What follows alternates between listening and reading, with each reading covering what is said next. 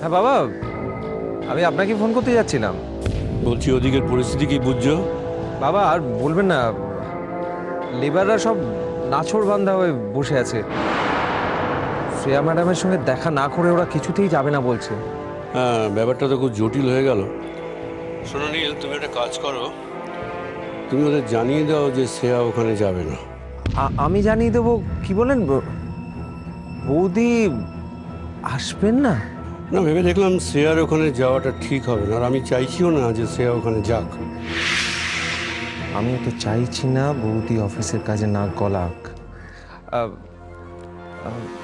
বাবা, আপনি যেমনটা চাইছেন ঠিক তেমনটাই হবে, কিন্তু কিন্তু ওরা যে নাছোড়বান্দা হয়ে বসে আছে, মালিক পক্ষের কারোর সঙ্গে দেখা না করে ওরা যাবে না বলছে। তাহলে কি আমি বলে দেবো যে শ্রেয়া ম্যাডামের বদলে বড় সাহেব দেখা করতে আসছেন? পুরোটা না এলে খেলাটা আরো ভালো জমবে। না নীল, আজকে কোনো আলোচনায় বসা যাবে না। তাছাড়া ওই প্রোডাকশন কস্ট, ইনকাম, এইসব ব্যালেন্স শিট এগুলো দেখতে হবে।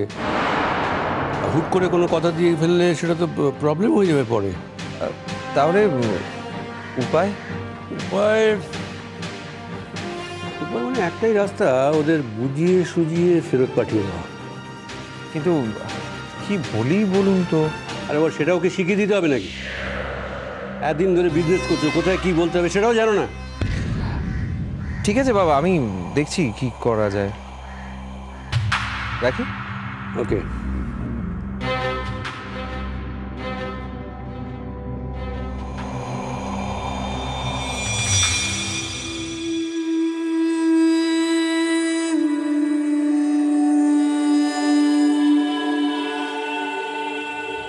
অতি বড় সুন্দরী না পায় বর, আর অতি বড় ঘরণী না পায় ঘর।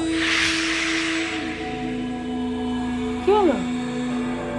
আমার দিকে ওরকম হাঁ করে তাকিয়েছিস কেন? নিশ্চয়ই ভাবছিস পিসিমণি আবার কথা শোনাতে এসেছে, তাই না? ও রূপু, রূপু রে, তোর দুঃখ দেখে না আমার বুকটা ভেঙে একদম চৌচির হয়ে যাচ্ছে। সবার দিন তো রোজ সমান হয় না পিসিমণি। বৌদির এখন দিন ভালো যাচ্ছে, তাই বৌদি করে নিচ্ছে। এরপর যখন নীলের সব ধার শোধ হয়ে যাবে, তখন আমিও সুখের দিন দেখব। এই তো একদম বাঘের বাচ্চার মতো কথা, একবারে বাঘিনীর মতো কথা বলেছিস তুই। হ্যাঁ, তবে সেই সুদিনটা না একবারে দৌড় করে একদম সামনে। মানে সামনে? আমি বুঝতে পারছি না কি বলছো পিসিমণি। আমার দাদা মানে তোর বাবা শ্রেয়ার অফিসে যাওয়া বন্ধ করে দিয়েছে।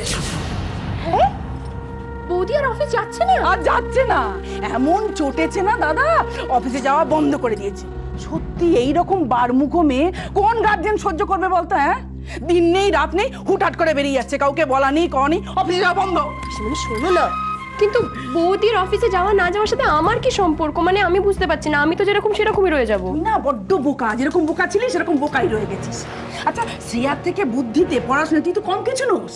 তুই তো বাবাকে গিয়ে বলতে পারিস, বাবা বাবা নীলের মতো আমিও তোমায় ব্যবসায় সাহায্য করবো, বলতে পারিস না? পিসিমণি আমি ওসব পারবো না, আমার পক্ষে ওসব সম্ভব নয়। আর বাবাকে আমি কি করে বলবো বলো তো? বাবা তো আমার পজিশনটা বেশ ভালো করেই জানে, দরকার হলে বাবা নিজেই আমাকে বলতো। আমি পারবো না এইসব করতে। আর নিজের মানুষের থেকে কি করে আমি মুখ ফুটে চাইবো বলো তো? আমি পারি না। আদিক্ষেতার কথা শুনলে গা হাত পেতে চলে যায়। আমার একটা কথা শোন রূপু, লক্ষ্মী মা আমার, দেখ বাবার ব্যবসায় রূপমের যতটা অধিকার আছে তোরও ঠিক ততটাই অধিকার আছে না? সেই অধিকারটুকু বুঝে নিতে হবে মা, নিজেরটা ভালো করে গুছিয়ে নিতে হবে, তাই না? জিনিসটা গুছিয়ে না নিলে ও বৌদি তো নাকের মধ্যে জামা গুছিয়ে দেবে মা। পিসিমণি তুমি ইললজিক্যাল কথা বলছো, তুমি না ভেবে তুমি ভুলভাল কথা বলেই যাচ্ছ। আমি বলছি তো আমি এসব পারবো না করতে, আমার পক্ষে সম্ভব না। এবার বাবাকে বলো আমি পারবো না। রূপু তোকে পারতেই হবে, ওই শয়তানটাকে শায়েস্তা করতেই হবে, ওই শয়তান মেয়ে। একটু চুপ করবে তুমি? এবার বলেই যাচ্ছে, তখন থেকে বলেই যাচ্ছে। আমি জানি না, আমি আগে নীলকে জিজ্ঞেস করি, তারপরে নীল যদি রাজি হয় তাহলে না হয়।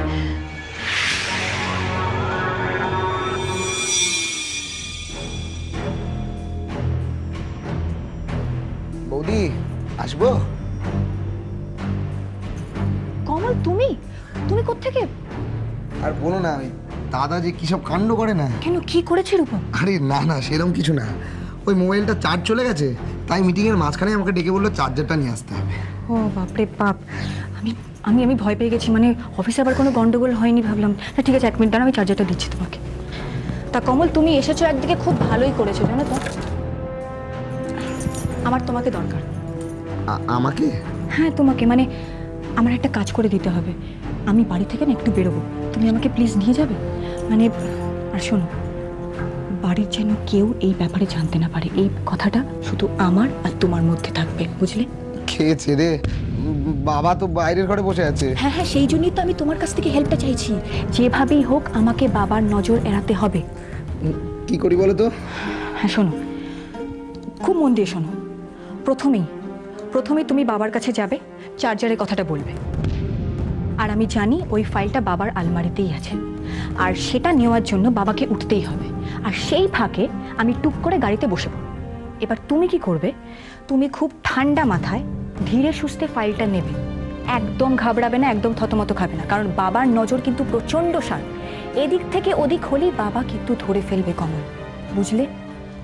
ওরে বাবারে, কি বিপদ! ইস, এই দাদার মোবাইলে চার্জটা থাকলে এত হ্যাপাই হতো না। আর হ্যাঁ, বাবা যদি জানতে চায় এই ফাইলের ব্যাপারে রূপম ওনাকে জানায়নি কেন, তুমি চার্জারটা দেখিয়ে দেবে, বলবে যে রূপমের ফোন সুইচড অফ। বৌদি, এত ঝুড়ি ঝুড়ি মিথ্যা কথা বলবো? চাকরিটা না যায় আমার। কিচ্ছু হবে না কমল, আমি যখন তোমার সঙ্গে আছি, তোমার কোনো রকম কোনো টেনশন করার দরকার নেই কমল।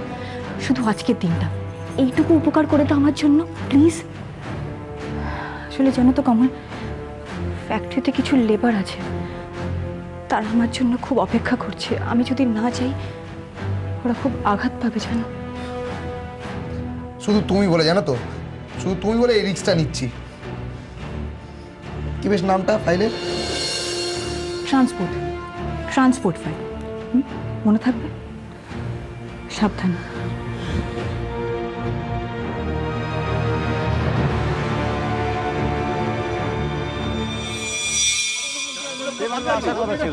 আরে ব্যাপারটা কি, তোমরা এখনো এখানে বসে আছো কেন? মিস্টার সেন তোমাদের কিছু বলেননি? না তো, না তো। আরে আমি কতবার করে, মিস্টার সেন না এত ইরেসপন্সিবল লোক। শ্রেয়া ম্যাডাম ফোন করেছিলেন তো?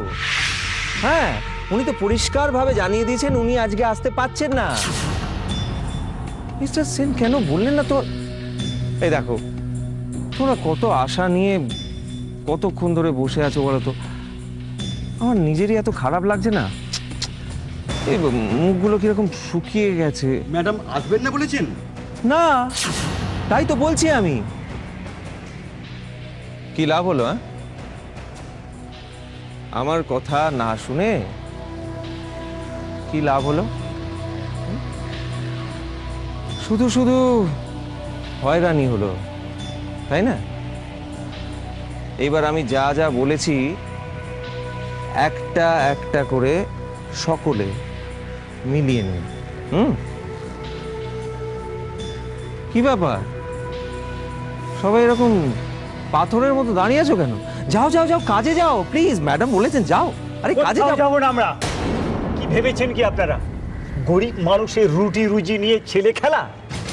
বন্ধুগণ, যতক্ষণ পর্যন্ত মালিক পক্ষ আমাদের দাবি মেনে না নেবেন, ততক্ষণ পর্যন্ত আমরা এখানে এভাবেই বসে থাকবো। এখানে বসে থাকবো। শ্রমিকের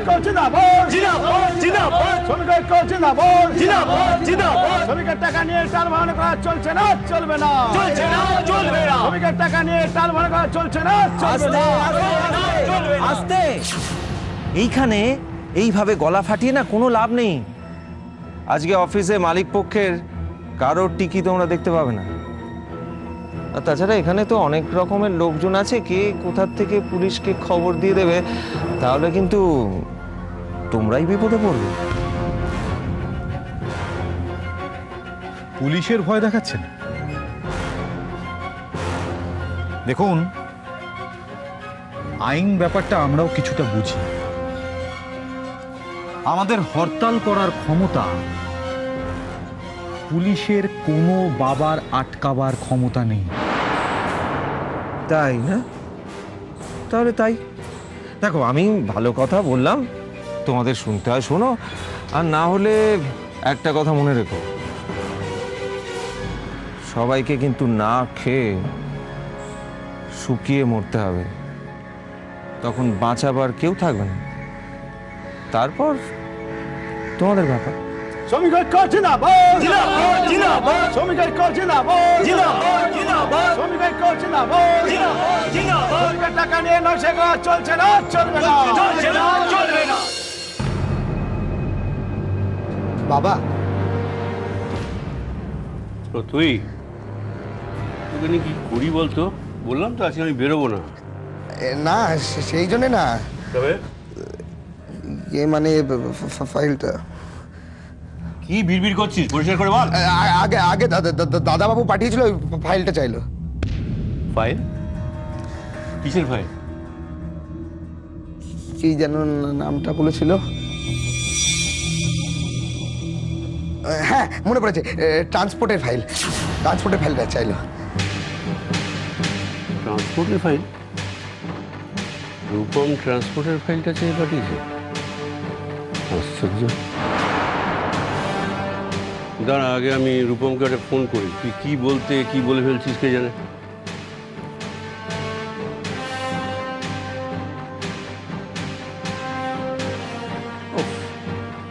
অফিস টাইমে ফোনের সুইচটা অফ।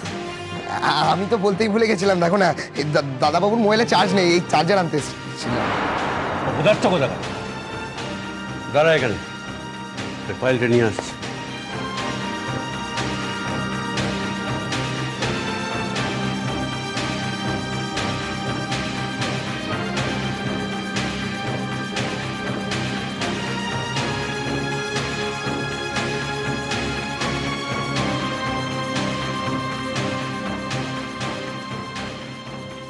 ধর, সাবধানে নিয়ে যাবি, অন্য কারোর হাতে দিবি না, শুধু দাদার হাতে দিবি, বুঝিস? কোনো চিন্তা করো না, আমি তাহলে আসি।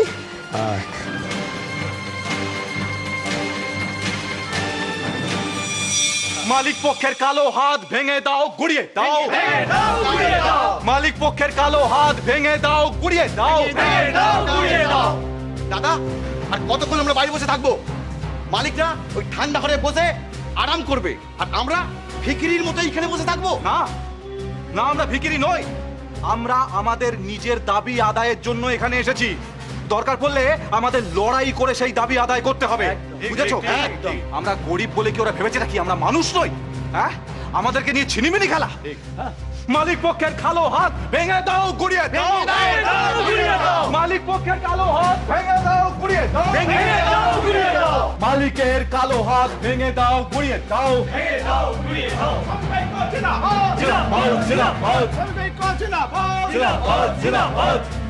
পালিয়েছে, সব ভয় পেয়ে আগেই পালিয়েছে। পালিয়ে যাবে কোথায়? শালা সব তছনছ করে দেবো।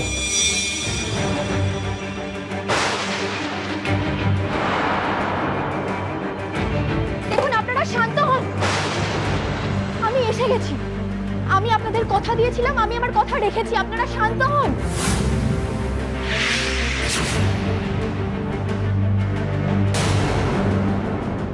আপনারা আমাকে অবিশ্বাস করুন, আমার তাতে কোনো অসুবিধা নেই।